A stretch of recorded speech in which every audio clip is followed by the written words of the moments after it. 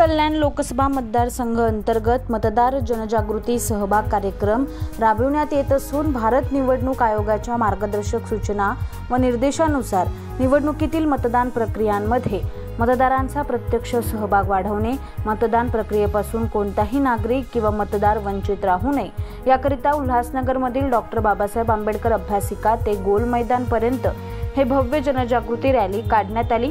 या रॅलीत एनसीसीचे विद्यार्थी तसेच तृतीयपंथी महानगरपालिका कर्मचारी, सामाजिक संस्था सहभागी झाल्या होत्या। उल्हासनगरमधील मतदारांची जागृती आणि मतदानामध्ये प्रत्यक्ष सहभाग वाढवण्याचे यावेळी आवाहन करण्यात आले।